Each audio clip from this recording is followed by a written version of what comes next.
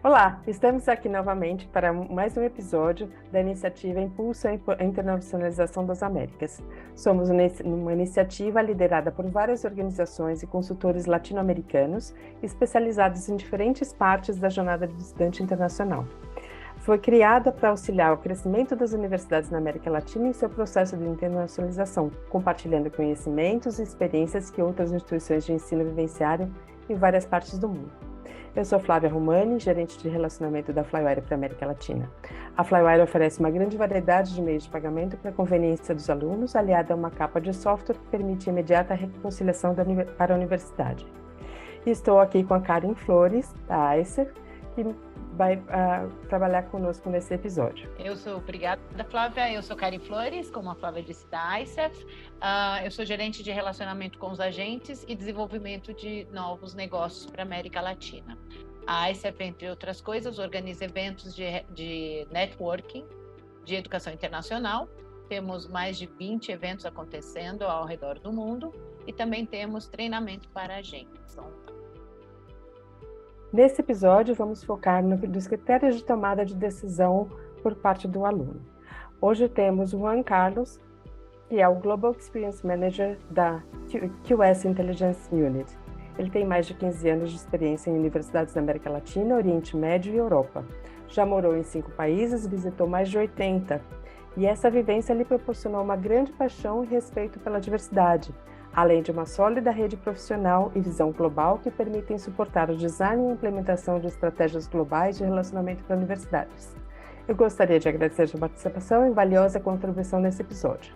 Vamos às perguntas. Começando as perguntas, Juan, qual foi o último estudo ou pesquisa que a QS publicou sobre os critérios e motivações dos estudantes de todo o mundo para escolher um destino acadêmico internacional? Bom dia, boa tarde para todos. Flávia, muito obrigado pelo convite para Flywire. Para responder a sua pergunta, gostaria de falar um pouco da pesquisa global que a gente faz sobre a intenção dos estudantes, aquilo que eles estão procurando dentro das oportunidades ou das opções que eles têm para escolher estudos no exterior. Então, o que a gente é uma pesquisa que já tem 10 anos e cresceu e se tornou a maior pesquisa do mundo de estudantes internacionais potenciais. A versão de 2022 é nossa maior pesquisa de todos os tempos, com base na resposta de mais de 110 mil estudantes potenciais internacionais de 194 países em territórios ao redor do mundo. Esses entrevistados foram coletados em parceria com 94 universidades e organizações de 21 países. Então, como eu falei, muito grande, muitos estudantes ao redor do mundo, foi feito com parceria de algumas universidades em muitos territórios, algumas outras organizações. Então, que é o que a gente procura dentro desta pesquisa? A qualidade. São 3 áreas muito importantes, que é a seleção do curso, a seleção das carreiras, dos programas que os estudantes querem fazer, a seleção do país e a seleção da universidade. Sim? Então, são 3 fatores muito importantes. O que a gente encontrou nos resultados da pesquisa feita para 2022 foi que a qualidade é muito importante.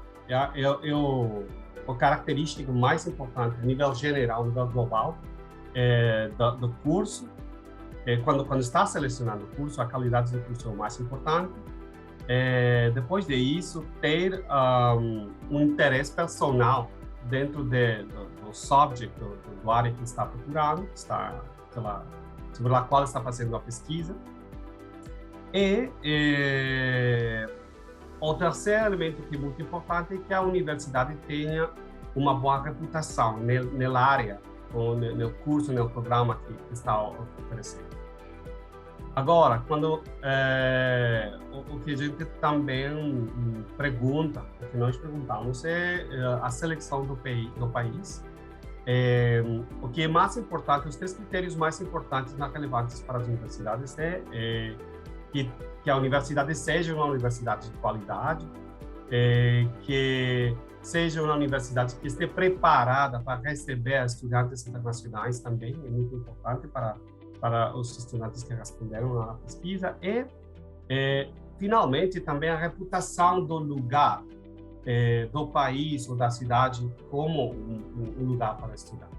E um terceiro elemento é a seleção da universidade, que seja, novamente, a qualidade é o fator mais importante, seguido da a reputação que a universidade tenha nessa área, e, finalmente, que a universidade mesma seja um ambiente favorável para a recepção de estudantes internacionais. Então, é isso um pouco o que a gente busca ou procura dentro de isso. Agora, quando a gente fala de qualidade, quais são os da qualidade? Tem muitos níveis, muitas dimensões. Então, uma delas é que os professores tenham um reconhecimento nacional, isso é importante. A qualidade dos professores, o desempenho da universidade nos rankings e ratings, que a universidade tenha acesso à tecnologia da vanguarda, e, finalmente, a taxa de empregabilidade é outro fator importante que é considerado como uma dimensão da qualidade. Isso, um pouco, não sei se isso responde a pergunta. Muito lá. Responde sim. Juan, esses critérios e motivações, houve mudanças antes da pandemia e agora, no pós-pico de pandemia? Sim. Vou mostrar. Preparei alguns dados que ajudam a compreender melhor esse tema. A pandemia teve um impacto profundo nos fluxos de estudantes internacionais. No entanto, o declínio nas matrículas não foi tão grave quanto inicialmente previsto por muitos líderes do setor de ensino superior em 2021.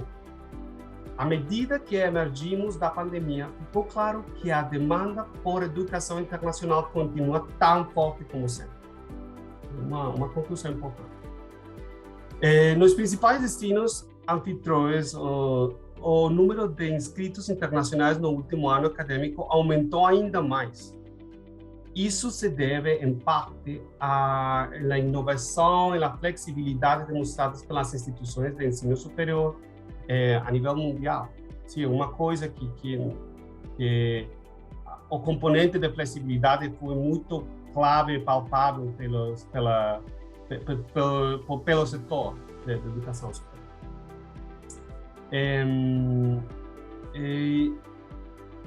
Então, essa combinação dessa flexibilidade, essa combinação entre tecnologia e presencialidade aumentou também a qualidade do ensino mesmo, e fez possível articular as diferentes práticas do ensino. Então, o que a gente pode ler aqui é que 32% de todos os candidatos não têm interesse em estudar online. Uma porcentagem importante. Quando a gente perguntou se estariam interessados em estudar para obter seu diploma por meio de uma variedade de plataformas online, elas dizem, não estou interessado para nada. O 21% dos futuros alunos afirmaram estar extremadamente ou muito interessados em aprender online. Isso representa um ligeiro declínio nos 23% que estavam interessados em 2021, o que sugere que a pandemia fez um pouco para aumentar o potencial no longo prazo do modelo de aprendizagem puramente virtual. Isso é agravado pelo fato de que houve um aumento daqueles que não estão interessados em aprender online, de 28% para 22%. Há um interesse significativamente maior em um modelo de ensino híbrido que combina ensino à distância e presencial. 33% dos candidatos achariam essa forma de Estado um tanto muito atraente. Sim? Embora o meio prazo, o ensino presencial seja, de longe, o caminho mais popular. E provavelmente continuará a ser muito popular. Há um corte crescente de candidatos que buscam ativamente uma abordagem de aprendizagem mista. Então, é uma coisa que um dos efeitos da pandemia que a gente logra identificar aqui. Então, também perguntamos aos candidatos que não estavam interessados em estudar uma graduação em linha por que era esse caso, né? E 78% citaram a falta de acesso às instalações universitárias, e isso continua sendo uma barreira mais prominente. Querer conhecer outros estudantes, 75%, ou 75% de conhecer outros estudantes e morar no exterior é 69%. Foram outras respostas muito significativas. A relação custo-benefício é vista como uma barreira menor em comparação com 2021. Isso pode ser uma indicação dos esforços que muitas instituições fizeram para melhorar a qualidade desses programas em linha. No entanto, resta saber que esse é um prazo mais longo, uma tendência mais de largo prazo.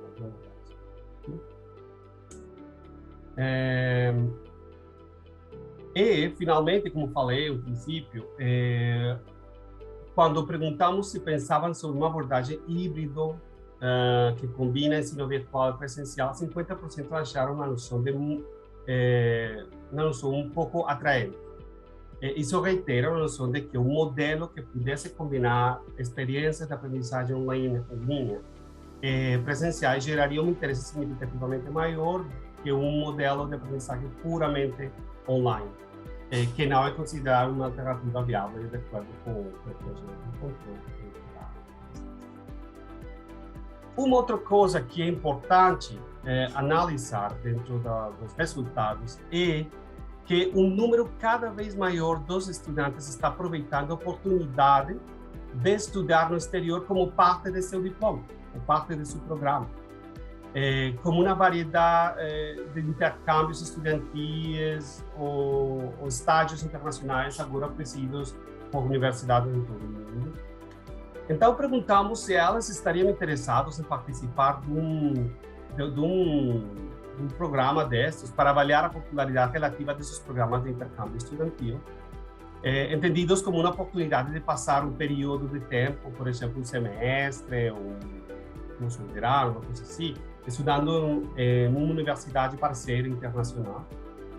Encontramos que 73% dos candidatos internacionais disseram que estariam interessados em participar do programa de intercâmbio estudantil como parte de seus estudos.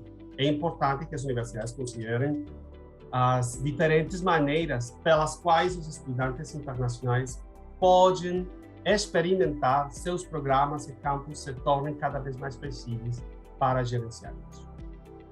Então, sim, isso é um pouco os efeitos da pandemia, o que a gente logra capturar como resultado disso. Excelente. Em relação à América Latina, a QS tem estudado a América Latina como destino acadêmico internacional. Que potencial você vê na região? Você poderia compartilhar algumas das oportunidades e desafios que você percebe na América Latina? É uma pergunta grande, mas vou começar como um análises da participação das universidades da América Latina dentro da plataforma de observação que a gente tem, que é os rankings. Sim? Então, o que a gente vê, o que o QS vê, é uma presença importante da região. No World University Ranking de 2023, que foi apresentado em junho passado, a América Latina participa com um total de 188 instituições, mas somente 4 estão highly ranked, estão nesse rango de desempenho de 51 a 200. Depois está um rango medium rank, que é 201 a 500, somente 3 instituições estão lá. E o resto das instituições estão depois da posição 500. Então, a nível mundial, quando é comparado com as outras universidades do mundo, a América Latina não tem uma posição de liderança. Não tem é ainda uma área quando a região é comparada com outras regiões, com outras instituições do mundo, fica abaixo. Sim? Agora, quando a gente olha mais, quando o QS olha mais por disciplina, não institucionalmente, que o que a QS utiliza é o World University Ranking by Subject. A América Latina participa com 115 instituições em 55 áreas de conhecimento, onde tem uma liderança temática ou disciplinar a nível mundial. Esse é um ranking mundial também, mas por disciplina.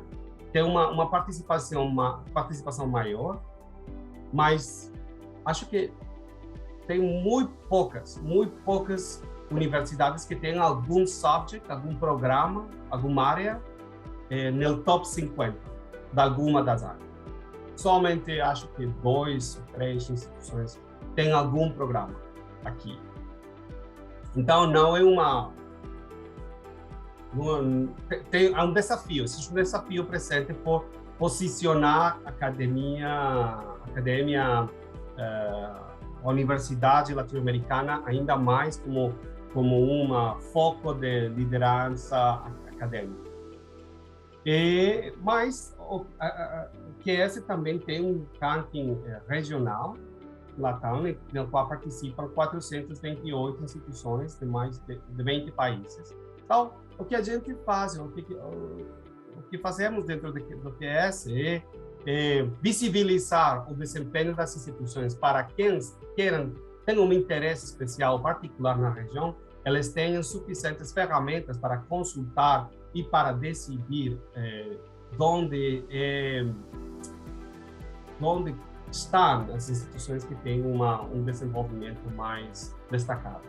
Então, os rankings servem para isso, servem para entender um pouco de maneira comparativa qual é a realidade da universidade da região, das universidades da região. E considerando os estudantes que vêm para a América Latina estudar para programas formais, vocês têm ideia de por que escolhem estudar na América Latina? Isso seria um indicador para o processo de classificação?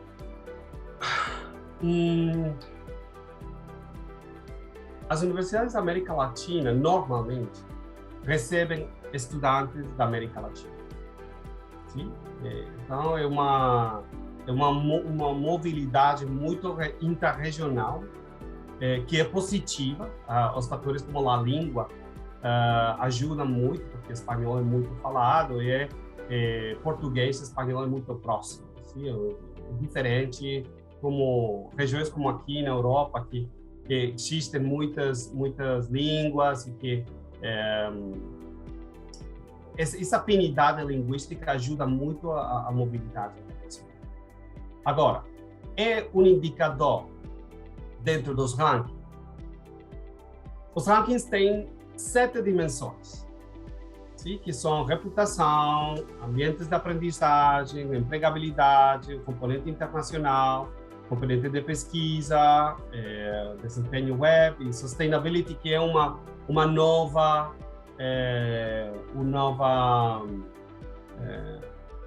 dimensão que vai ser incorporada a partir do ano próximo em nossos rankings. E dentro da dimensão internacional, se existe uma observação particular pela mobilidade internacional. Existe de estudantes internacionais, existe no ranking mundial com um peso de 5%. Mas quando a gente fala de estudante internacional, fala de estrangeiro que está optando por um título dentro da universidade. Sim? Tem um peso de 5% no ranking mundial.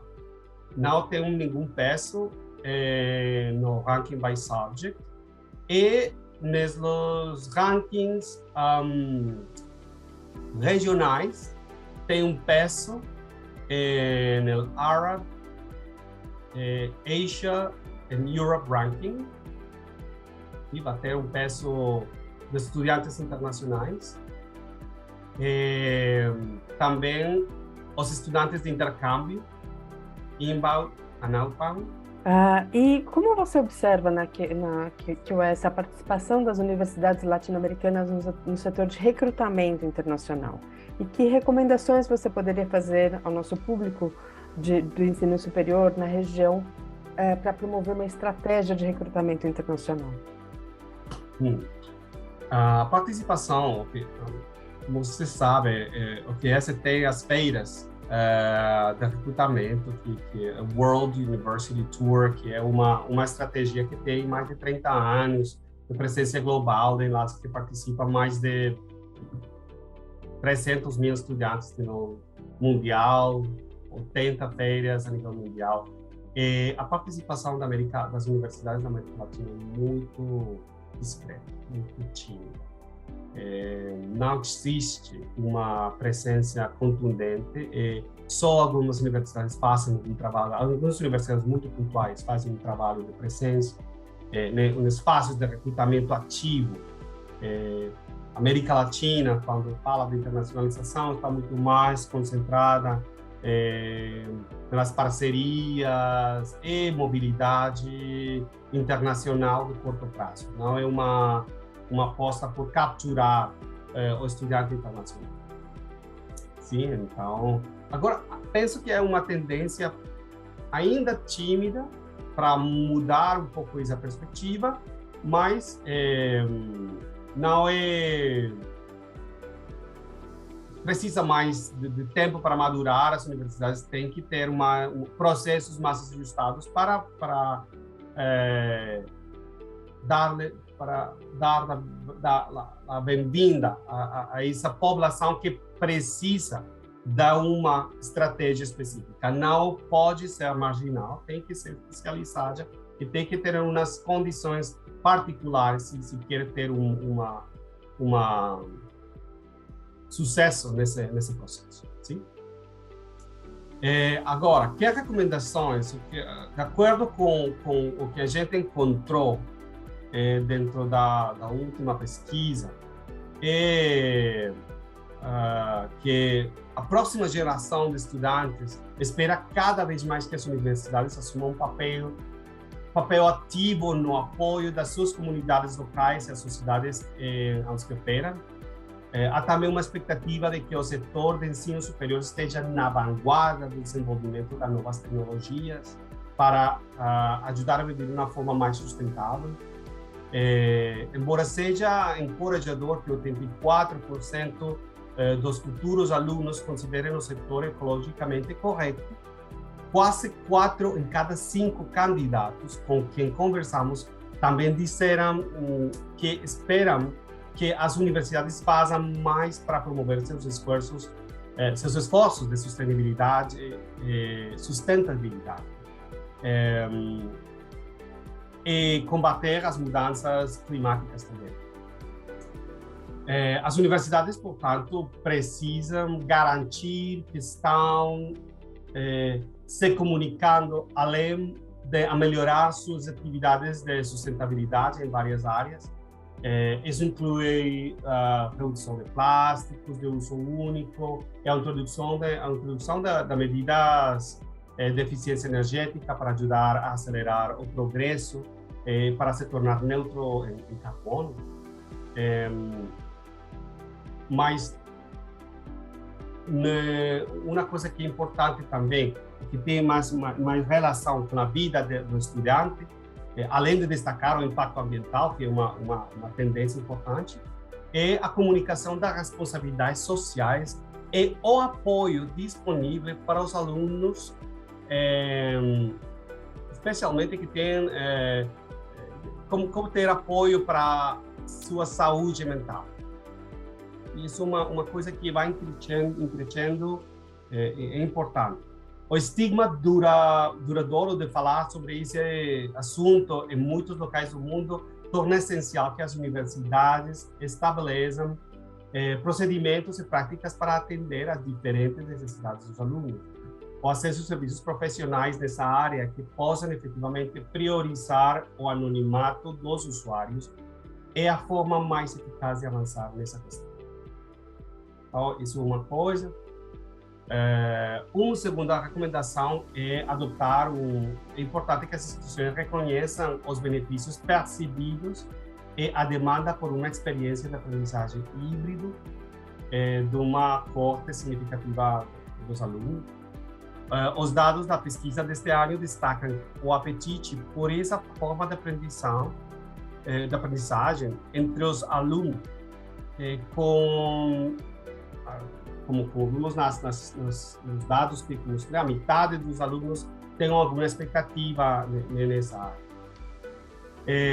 Embora o ensino presencial continue sendo um caminho mais popular para a maioria dos estudantes internacionais, as universidades devem analisar como podem otimizar suas estruturas alternativas de aprendizagem para incorporar a aprendizagem online. E ao adotar essa abordagem pode ajudar a garantir a resiliência futura das universidades em caso de mudanças futuras, não sei se é em português, disruptivos ou disruptivo. À medida que novas tecnologias de ensino se desenvolvem. Uma segunda recomendação. Uma terceira da 4.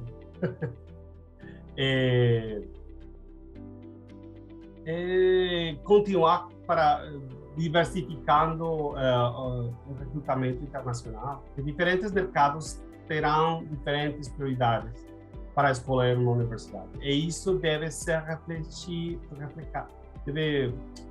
mostrar na forma como as estratégias de comunicação dos alunos são desenvolvidas. Por exemplo, ensino de alta qualidade é a medida da reputação são os fatores mais importantes para os estudantes da China. Enquanto os estudantes da Índia querem saber qual é o apoio disponível para graduados que procuram emprego. E é a mesma pergunta, mas diferentes populações têm perguntas e inquietudes diferentes. É importante que as universidades considerem seus mercados prioritários. E isso também é importante ter em conta. E garantam que estão adaptando as mensagens de acordo com essas necessidades preferenciais desses alunos potenciais. E não somente a mensagem, é também os canais que elas estão utilizando para se comunicar. Você sabe que, por exemplo, a primacia do WhatsApp agora é uma coisa, é um jeito, um canal de comunicação muito forte em algumas áreas, mas não em todas.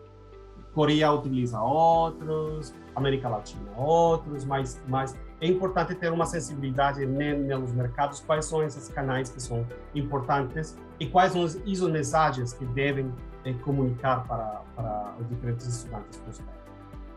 E, finalmente,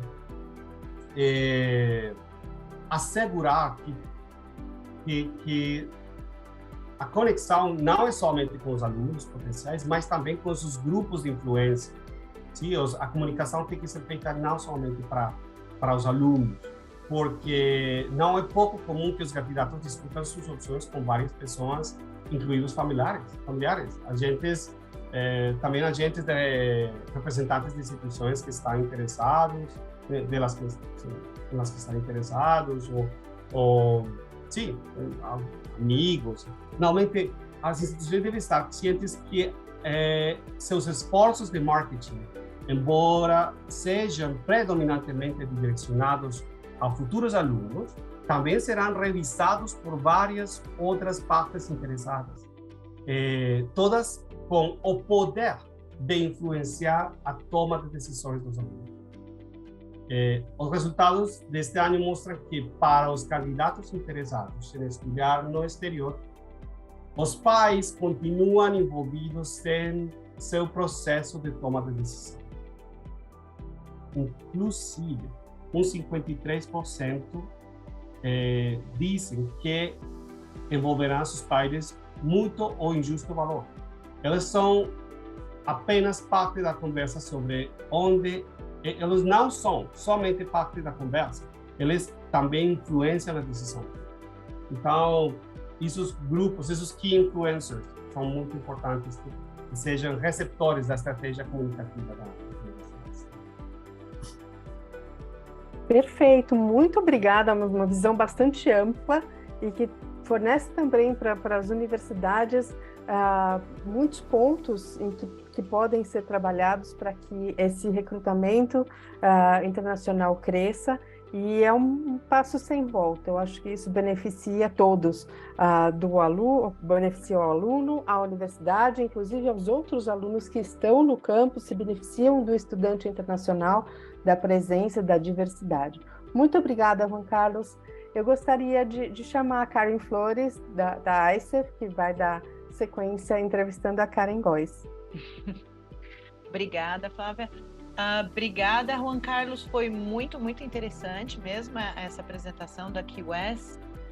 E só reforçou também o que a gente já sabe, que a nossa região da América Latina é muito mais uma região de outbound, né? Então, nós enviamos muito mais nossos alunos, um pouco aqui, como você falou mesmo, né? Uma mobilidade local, regional, né? Mas o nosso forte, podemos falar assim, é enviar nossos alunos para fora. E com essa iniciativa, um dos motivos é que a gente quer ajudar as universidades da América Latina a começarem a ser fortes também e mostrar o potencial de inbound que temos, né? O que nós temos para oferecer. E agora a nossa próxima convidada, que é minha xará, a Karen Góes, vai ser bem interessante, porque ela vai complementar. O Juan, através da QS, apresentou os motivos externos, né, assim, com foco nas universidades, nos cursos, do porquê da internacionalização, do porquê fazer o intercâmbio e estudar fora.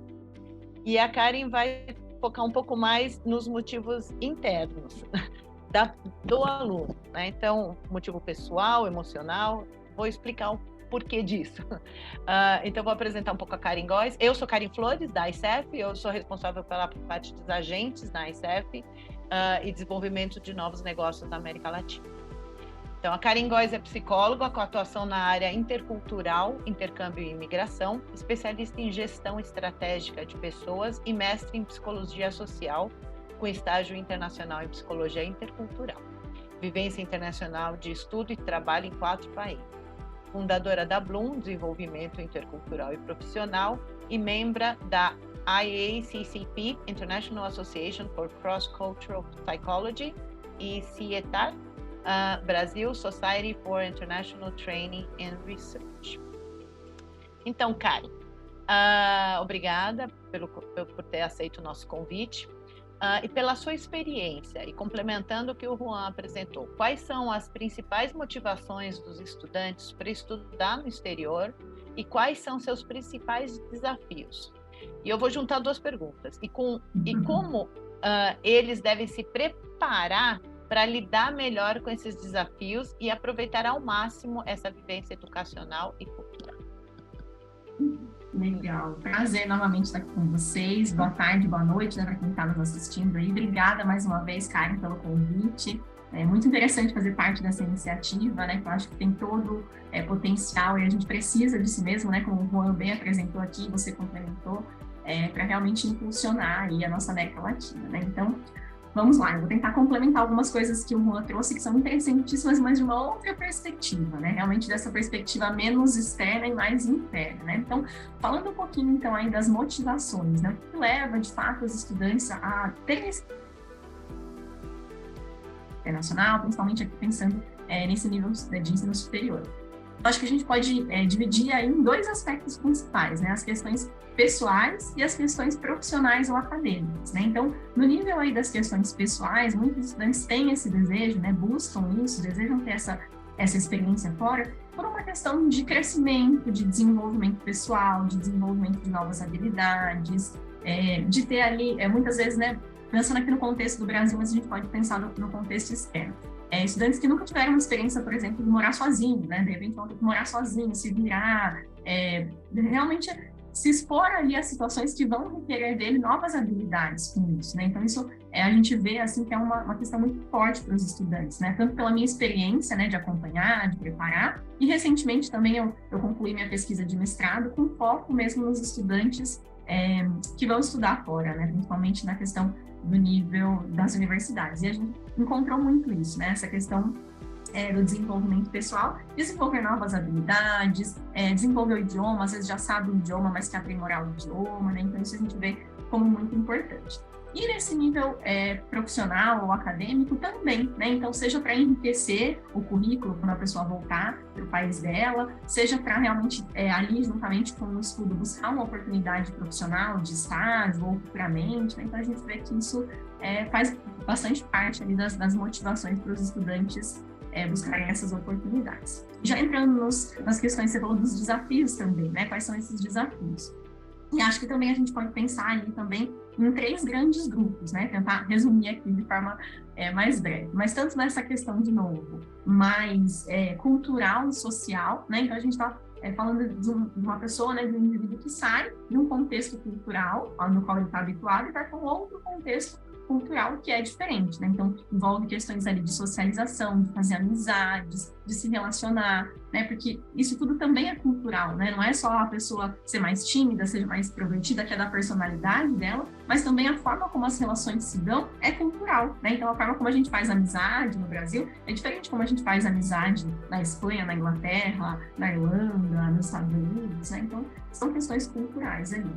Então, a gente percebe que muitos desafios acabam sendo, né, de fazer novos amigos, de se comunicar, seja pelo idioma ser diferente, né? Então, vamos pensar, por exemplo, no estudante estrangeiro que vem para o Brasil, né? Ele não fala, talvez, o português, né? Então, seja por essa questão, de fato, da barreira linguística, ou, de novo, de uma barreira de comunicação intercultural, ou seja, a forma como a gente se comunica. Aqui no Brasil, a gente fala muito pelas beiradas, de forma meio indireta, né? Em outros países, por exemplo, digamos que a gente recebe um estudante americano, um australiano, eles são mais diretos, né? Então, aquele exemplo clássico, né? A pessoa convida a gente para uma festa, para um churrasco, para um happy hour, a gente fala, dá uma passada, né? Acho que eu vou. Né? E aquilo soa tão ambíguo para a pessoa, né? Ela vai, não vai, isso é um sim, isso é um não, né? Então, isso é uma dificuldade, às vezes, de comunicação. Para uma pessoa que vem, de repente, estudar aqui no Brasil, isso soa muito ambíguo, né? E para a gente, às vezes, aquilo significa um não, mas a gente não fala diretamente, olha, não, eu não vou, tem outro compromisso, né? Então, a gente vai ali pelas beiradas. Então, essa questão da comunicação vai além do idioma, né? Passa para essas questões culturais mesmo, de como a gente se comunica e constrói as relações. Seja mesmo até do contato físico, né? O brasileiro tem muito isso, de gostar, de abraçar, de pegar, e às vezes as pessoas sentem falta disso, né? Falando agora de brasileiros que vão para outros países, sentem falta dessa proximidade, e falando de estudantes que vêm para o Brasil, acham estranho, né? Sentem que às vezes a gente está invadindo o espaço deles, se vai dar um abraço, se vai dar um beijo, se vai ter um contato físico. Então, isso também acaba se tornando, às vezes, um desafio. Então, para a questão mais emocional, a gente percebe alguns sentimentos que afloram muito, né? Então, sentimento de saudade, de, às vezes, passar uma data comemorativa longe do país, seja um Natal, seja aniversário de uma pessoa querida, seja um casamento, ou seja, no dia a dia mesmo, né? Sentir saudade da realidade que a pessoa vivia, isso é bastante comum. O sentimento de solidão também é um grande desafio, né? Por mais que, às vezes, a pessoa consiga fazer amizades, consiga se integrar, às vezes acaba se sentindo sozinha em alguns momentos, né? Então, isso é bem comum também. E, por fim, um desafio acadêmico também, né? A gente não pode deixar de lembrar que são sistemas de ensino diferentes, né? Então, seja a forma como as aulas são ministradas, a forma como os alunos são avaliados, isso também impacta nesse processo de adaptação e na forma como o estudante vai encarar aí aquela situação, né? Então, esses desafios. E você já emendou uma pergunta aí também sobre preparação, né? Eu respondo aqui várias em uma. Então, como que a gente se prepara, né, para viver essas experiências? E hoje a gente tem visto aqui no Brasil que não se tem muito um olhar para essa preparação, digamos assim, mais interna, mais cultural, né? Então, a gente percebe muito que as universidades estão ali, tem, né, os international offices, os escritórios, né, de relações internacionais, para ajudar os estudantes na parte burocrática, de visto, que é super importante, né, fundamental, todo esse processo, mas não é só isso, né? O intercâmbio também, de novo, a gente está falando de uma pessoa que sai de uma realidade e vai viver por um tempo determinado em outro lugar. E isso traz impactos também na questão acadêmica, né? Então, acho que a gente pode olhar muito para uma questão de preparação cultural, de preparação até mesmo emocional, né? Então, se a gente pudesse colocar alguns pontos chaves que eu acho interessante de preparação, eu acho que o primeiro deles seria o idioma, né? Então, assim, mesmo pensando no estudante estrangeiro, internacional, que vem para o Brasil, que não fale português, mas que vá, né, ter ali aulas ministradas em espanhol, ou, né, na América Latina, em espanhol ou em inglês, é interessante que ele tente ali se comunicar alguma coisa em português, né? Aprenda algumas palavras, conheça um pouco ali do nosso idioma e vice-versa, né? Porque esse processo de adaptação, de comunicação, de integração, de fazer amizades, passa pelo idioma, né? Então, a pessoa que não entende nada do português, ou o brasileiro que vai, vamos supor, para a França, e não entende nada do francês, só fala inglês, vai ter dificuldades ali, né? Então, essa questão de se preparar com o idioma, eu acho que é muito importante, né? Outro ponto importante também, que a gente fala bastante nesse processo de preparação, é o autoconhecimento, né? Então, autoconhecimento pessoal e cultural, né? Então, autoconhecimento pessoal. O que a Karen tem, né? Pensando que a Karen vai estudar, sei lá, num outro país. O que ela tem de habilidades, de competências, de qualidades, de pontos fortes que vai ajudar ela? De repente, ela é uma pessoa mais tímida, né? Mais reservada, mas é uma pessoa curiosa, que tem interesse sobre a outra cultura, né? Então, isso tudo vai ajudar. Então, se conhecer um pouco mais, eu acho que ajuda também nesse processo de preparação, até para ganhar uma confiança maior, né? Porque bate ali um friozinho na barriga, um receio, quando a gente vai ter uma experiência nova, e no intercâmbio não é diferente, né? E a questão do autoconhecimento cultural também, né? Então, quando a gente está indo para um outro país, a gente vai, sim, conhecer muito sobre a cultura do outro, mas também vai se deparar com a nossa própria cultura, né? E isso, às vezes, entra ali num conflito. Então, entender um pouco mais sobre a nossa cultura nos ajuda a entender sobre a cultura do outro, né? Então, pensar, falando um pouco de brasileiros que vão, mas também a gente pode pensar no inverso, entender como que a gente é enquanto brasileiro, né? Então, claro que a gente está aqui generalizando, cada um tem as suas individualidades, mas sabendo que a cultura tem um peso importante sobre os nossos comportamentos, em geral somos um povo alegre, festivo, que gosta de contato físico, que gosta de estar juntos, que, né, tem todas essas características que diz respeito a nós, mas não diz respeito, às vezes, a um americano, né, a um australiano, a uma cultura que a pessoa vai ali estudar. E do outro lado também, né, pensar, de repente, né, sei lá, vamos pensar em um inglês que vem estudar no Brasil, né? Ele entender um pouco sobre a cultura dele vai ajudar ele a entender um pouco sobre a cultura brasileira, né? O porquê que, de repente, ele vai se incomodar tanto quando alguém chegar e já dar um abraço nele, pegar nele, né? Então, isso tudo vai ajudar bastante essa questão do autoconhecimento cultural. Então, acho que esses são alguns aspectos aí para ajudar nesse processo de preparação. E, claro, tem aí as habilidades interculturais que a gente fala, né? Assim como habilidades que a gente tem, né? De liderança, trabalho em equipe, e habilidades em geral que a gente fala, tem também as habilidades interculturais. E uma que eu acho interessantíssima de desenvolver é a curiosidade, né? Realmente se interessar pela cultura do outro, pelo país do outro, falar, poxa, sei lá, pega um assunto que você gosta, eu gosto de culinária, futebol, música, sei lá, qualquer que seja o assunto, e pesquisa como é isso no país onde você vai, né? Isso vai te despertando uma certa curiosidade e te preparando para entrar numa realidade diferente da sua também. Então, acho que falei muito mais, né? Mas, em linhas gerais, aqui são alguns pontos para a gente pensar. Não, tá ótimo, perfeito, Karen. Vou até mandar meu filho falar com você. Bora Mas lá. mas acho que é super importante. Eu acho que quanto mais o aluno tiver preparado, mais auxiliado, né, preparado, menos problemas, menos a palavra agora, mas Dificuldades, vai estar barreiras. mais adaptado e ele vai aproveitar mais essa experiência, né?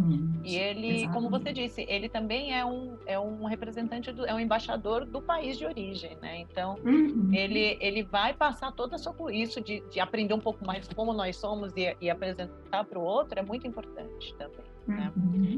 Agora, Kari, de quem é a responsabilidade de acompanhar o aluno nesse processo de preparação? Todo mundo faz isso? Isso é uma coisa nova? Como é que é? Como é que funciona essa parte?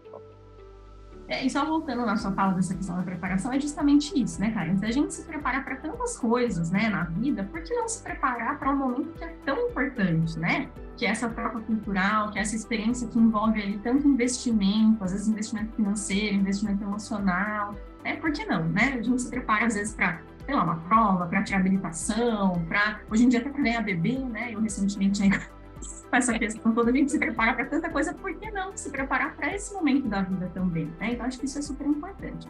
Mas essa questão da responsabilidade, olha, na minha visão, Karen, eu acho que tem que ser uma responsabilidade um pouco compartilhada, assim, eu acho que todos os envolvidos têm a sua parcela de responsabilidade, né? Então, seja o próprio estudante, né, que eu acho que tem que ter essa iniciativa, tem que ter esse protagonismo, tem que ter não só ficar ali passivo no processo, né? A universidade tem que me dar as informações, a universidade tem que me passar tudo. Mas, de fato, ter essa iniciativa de buscar conhecimento, buscar informação, seja a universidade que envia o estudante, né? Preparando ele com essas questões que a gente está falando aqui. Olha, existe um processo de adaptação, existe uma questão cultural, existem aspectos que vão além do acadêmico e que vão impactar na sua vida acadêmica, né? Então, isso é importante que você saiba, é importante que você esteja consciente para ter uma experiência mais positiva, né? Então, acho que isso também faz parte do processo da universidade que recebe, né? Porque essa universidade também vai ficar ali acompanhando o aluno. Então, acho que, assim, melhor dos mundos, né? E existem já universidades que fazem isso, pouquíssimas aqui no Brasil, mas muitas fora do Brasil, que tem, né, esses pilares, né? De entender a parcela do estudante, entender a parcela dela, entender essa parceria com a universidade que recebe o envio. Então, na minha opinião, seria uma responsabilidade ali compartilhada em que cada um tem a sua função, e um não dá para fazer a função do outro, né? Realmente não tem como a universidade fazer a função do estudante, que é importante, e a universidade também precisa dar esse apoio para o estudante, né? Não dá para só, né, dar ali as informações do visto e falar vai, né? Então, acho que, na minha opinião, seria isso. Não, bacana. Não, bem interessante mesmo. E meio complementando até o que o Juan falou também, né? Os pais fazem parte. Exato. Não adianta só... E também não pode deixar só para os pais ou só para as universidades, né? Não adianta o pai querer que o filho vai estudar. Se o filho não quer, ele não vai aproveitar, né? Então, e vice-versa. Se ele não está indo para um curso, se ele não estiver bem preparado, indo para um destino que é o perfil dele, assim, o destino pode ser maravilhoso, a universidade pode ser maravilhosa, mas não é para ele, né? É para um outro aluno, né? Então, essa preparação, acho que, não sei a porcentagem, mas é uma porcentagem grande de sucesso, né? Eu acho. Com certeza. Dessa bastante. Você já falou um pouco, mas existem boas práticas desse processo que você pode compartilhar conosco e servir de exemplo para quem está nos assistindo? E gosto de juntar perguntas, né? Países diferentes, isso você também já falou um pouco, mas países diferentes necessitam de preparação ou cuidados diferentes? Tanto, por exemplo, brasileiro indo para a Ásia, ou assim, depende de onde o aluno sai e para onde o aluno vai, a preparação é igual ou são preparações diferentes? Sim. Essa questão das boas práticas, né? Eu acho assim, a gente já tem algumas universidades, como eu falei, né? Principalmente nos Estados Unidos, no Canadá, na Austrália, que são países que recebem muitos estudantes, né? Internacionais, até como o Juan bem trouxe. Já existem práticas nesse sentido que eu acho que a gente pode, né, adaptar aqui para a nossa realidade, né? Então, assim, o estudante, basicamente, ele passa por 3 momentos importantes, né? Nesse processo de intercâmbio. O antes, né, nesse momento de preparação, de todas as ansiedades, correndo atrás de documentação, buscando acomodação, aceite da escola, se preparando em vários aspectos. durante, né, o intercâmbio, onde boa parte ali acontece mesmo, de fato, ele tem a experiência dele, e depois que ele volta também, né, que ainda é pouco falado, mas a gente também tem que olhar para esse momento, né? Então, o que a gente observa que essas universidades já fazem, que eu acho interessantíssimo para a gente pensar aqui na nossa realidade brasileira, é acompanhar o estudante nessas 3 fases, né? Então, de fato, ali ter um momento, seja um workshop, seja um treinamento, seja um curso online, seja, né? E aí vai depender da realidade da universidade, e as universidades lá fora fazem isso de diversas formas, né? Nesse momento de preparação do estudante, nesse momento de acompanhar o estudante, ou seja, ver se, né, tanto na questão acadêmica, quanto nessas questões pessoais, culturais e emocionais que a gente está falando, né, como o estudante está lidando com isso tudo, né, porque, de novo, se a gente tem esse olhar só acadêmico, a gente está olhando para uma parte só dessa experiência do estudante, né, essa outra parte cultural, pessoal, impacta nessa parte acadêmica, não tem como, né, a gente só olhar para o estudante com uma parcela apenas, né, então, ter esse acompanhamento para o estudante, né? Falando até de uma universidade aqui no Brasil, eles, né, fazem isso através, definem ali um professor que acompanha esse estudante, por exemplo, nos aspectos acadêmicos. Olha, como é que está indo? Então, uma vez por mês, uma vez a cada 2 meses, né? Tem ali um encontro com os estudantes para entender como é que as coisas estão fluindo, as dificuldades, os desafios, as coisas que estão dando certo, né? Compartilhar, então isso eu acho que é bem importante. E, por fim, que é menos falado, mas não menos importante, é esse processo da volta, né, que eles chamam, né, de re-entry, workshop process, enfim, qualquer que seja o nome, que é justamente para fazer com que o estudante assimile essa experiência que ele teve lá fora. Porque às vezes ficam umas coisas um pouco soltas e ele não tem essa dimensão de, poxa, olha, quanto isso tudo vai me ajudar na minha vida pessoal, profissional, como que eu posso usar isso, essa experiência, para falar, por exemplo, numa entrevista de emprego, das habilidades que eu tive lá, das experiências, como que eu transformo isso tudo para a minha vida pessoal, para a minha vida profissional, ou o que isso mudou no meu olhar para como eu vou seguir a minha carreira acadêmica agora, né? Então, acho que isso tudo também ajuda muito. Ou ainda, como tornar esse estudante embaixador da internacionalização dentro do campus, né? Enfim, estar em contato ali com estudantes que querem ter essa experiência e ligar esse estudante que teve já a experiência com o estudante que quer. Então, todo esse processo, eu acho que pode ajudar muito aí as universidades a darem um impulso aí nessas boas práticas, né? Acompanhar o estudante nessas 3 etapas, assim, isso é importante. E aí, você tinha perguntado também da questão dos diferentes países, né? Isso, eu acho que, assim, no processo de preparação em si, não consigo ver se tem tanta diferença. O país tem uma cultura mais semelhante, o processo de adaptação tende a ser mais tranquilo. Então, pensando, né, de novo, pegando o exemplo do que o Juan trouxe, né, a internacionalização aqui dentro tem pontos em comum, né? A gente tem ali alguns aspectos mais próximos, somos mais coletivistas, né? Tem alguns pontos ali. Então, esse processo de adaptação tende a ser mais ameno. Já se a gente pega uma cultura muito diferente, né, uma cultura oriental, ou mesmo uma cultura, né, vamos pegar, sei lá, no Reino Unido, né, um país bem mais individualista, com um estilo de comunicação, como a gente estava falando lá, bem direto, né, com uma pontualidade que a gente brasileiro às vezes ali dá uma escorregada. Então, assim, a adaptação ela é um pouco mais difícil, sim, né, isso os estudos já mostram pra gente. Então, acho que ter essa consciência, ter esse conhecimento já ajuda, né? E a pessoa também não conseguir, porque às vezes acontece isso, né, Karen? A gente vê muito hoje, né, nas mídias, nas redes sociais, os estudantes felizes, visitando pontos turísticos, né? Só, vamos dizer assim, a parte boa do intercâmbio. E muitas vezes a experiência é bastante positiva. Mas quando o estudante se depara com alguma dificuldade, às vezes vem aquele questionamento, nossa, mas por que comigo? Por que eu, né? Tô vendo todos os meus amigos bem. E a pessoa não sabe, às vezes que é um processo natural de adaptação, né? Uns vão passar mais intensamente, outros menos intensamente, outros por um período maior, outros por um período menor de tempo, mas isso vai acontecer, né? Então, acho que ter esse conhecimento, ter essa informação antes, ajuda quando ele se deparar com essas diferentes realidades. Não, bacana, não, é bem interessante. E eu acho que uma coisa também é o aluno estar aberto a novas realidades, né? Sim. Porque muitas vezes tem aquela comparação, mas no meu país é assim. Então, assim, é por isso que você está indo para o outro país, né, também, né, para descobrir as diferenças. Pode ter coisa melhor, pode ter coisa pior, mas é tudo aprendizado, né, acho que isso também é interessante. Eu sei que você tem muito mais, até pela questão da América Latina, muito mais alunos que você prepara para ir para fora, mas você teria algum caso, assim, rápido, pontual, que você você acha que é interessante compartilhar de alguém que tenha vindo para o Brasil ou para a América Latina, que através dessa preparação acabou ajudando ele, ou teve algum problema que depois reverteu, ou de repente não reverteu, né? Que você acha que é interessante compartilhar? Sim, como a gente bem, né, o eu estava falando, e você bem falou, a gente tem muito mais, um volume muito maior, né, as universidades brasileiras em geral, de outbound mesmo, né, de estudantes brasileiros que vão estudar fora, e consequentemente o meu trabalho acaba se dando muito mais com os brasileiros que vão do que com os estudantes internacionais que vêm, né. Então tem muito mais casos para contar do que de quem vai. Mas de quem vem, tem também, né, eu acho que assim, teve algumas universidades que eu acompanhei, a gente teve muitas dificuldades, assim, por exemplo, coisas bem específicas, né?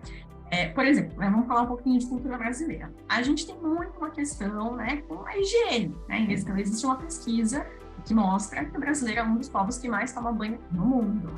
E a gente pensa, não, mas a gente tem um clima tropical, calor, verão quase o ano todo, no país todo. Mas a pesquisa foi feita com outros países com clima semelhante, né? Então, o clima não é uma questão, é uma questão cultural mesmo. A gente tem esse costume, esse hábito, essa questão cultural mesmo, com o banho, com a água, enfim, isso até por uma questão lá dos índios, se a gente for voltar na nossa história, também tem muita relação, mas não vou entrar nesse mérito agora, mas, enfim, essa é uma realidade, né? A gente toma muitos banhos por dia, enfim, uma realidade de muitos brasileiros.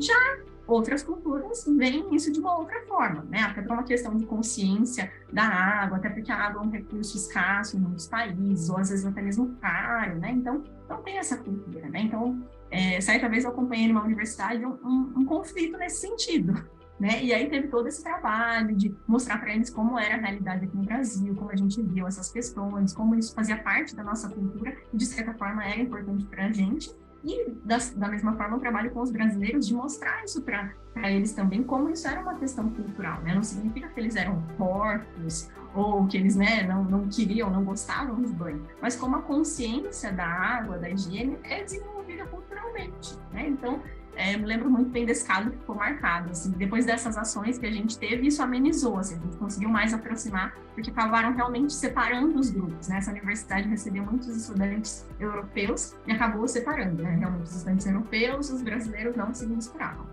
Mas mais por conta disso, né? O pessoal pede, tem mau cheiro e tudo mais. E aí, depois que a gente teve essas ações, a gente conseguiu ver uma integração maior. Não sei se eles começaram a tomar mais banho, não sei se os brasileiros começaram a aceitar mais, não sei exatamente o que aconteceu, mas a gente conseguiu perceber uma integração maior, né? Então, quanto essas questões culturais, realmente, elas vão, assim, né, nesses conflitos, em coisas que parecem tão pequenas, né, mas vão se tomando outras proporções. Então, acho que isso foi um exemplo que eu lembrei até agora. Não, é bem bacana, porque poderia ser uma coisa, a princípio, boba, mas que fez toda a diferença, né? Que todo esse aspecto cultural de relacionamento e tal, poderia ter dado tudo errado e todo mundo ter tido uma experiência muito ruim por uma questão de sentar e ver e preparar e entender o que estava acontecendo. Sim, e em geral, assim, a gente nota muitas vezes que os estudantes internacionais que vêm para o Brasil têm uma experiência positiva com os estudantes brasileiros, né? A gente tem muito isso da hospitalidade, do querer receber, do querer mostrar a cidade, de falar, não, olha, vamos para tal lugar, para tal bar, para não sei o quê. A gente vê isso, né? Então, em geral, assim, a gente vê... E tratar bem o estrangeiro, né, também, que é diferente de algumas outras culturas que não valorizam tanto o estrangeiro, né? Exatamente. Então, a gente percebe isso, que, de forma geral, eles têm uma experiência positiva, né? Às vezes, de novo, a gente precisa estar atento a essas questões culturais, porque, às vezes, ali não é uma divergência pessoal, não é uma divergência de interesses, é uma questão realmente cultural, de entender que o outro pensa de uma forma diferente, que o outro tem uma construção diferente e que se impacta no comportamento dele lá na ponta, seja o comportamento, no caso, tomar banho, né? Então, eu acho que essa questão, né, essa conscientização cultural, quando a gente está trabalhando com culturas diferentes, né, é importante, né, seja para os estudantes ali brasileiros que vão receber e interagir com os estrangeiros, seja para quem está chegando também. Eu acho que isso facilita aí essa integração e ter uma experiência positiva para todo mundo, né, que claro, como a gente comentou aqui no começo em algum momento, que ter estudantes internacionais, estrangeiros no Brasil também é uma experiência positiva para os brasileiros, né, então acho que isso enriquece a todos, né? Não, com certeza. Não, perfeito. Acho que fechamos meio quase todas as áreas, né, da internacionalização, mas foi muito interessante. Obrigada, Juan Carlos, Eu sei que aí já é de tarde. Karen, eu sei que você tem 2 pequenos. As duas, Juan, têm filhos, têm gêmeos. São guerreiras. Mas muito obrigada. Isso é um intercâmbio. Vocês depois têm intercâmbio de mãe de gêmeos. Com certeza. Mas foi muito bacana, e para todo mundo que está assistindo, tenho certeza que foi muito enriquecedor. E quem quiser tirar alguma dúvida, pode entrar em contato através das nossas redes sociais, dessa iniciativa, e estamos à disposição. Então, mais uma vez, muito obrigada e até o próximo capítulo. Um abraço. Obrigado a vocês. Obrigada. Tchau, tchau.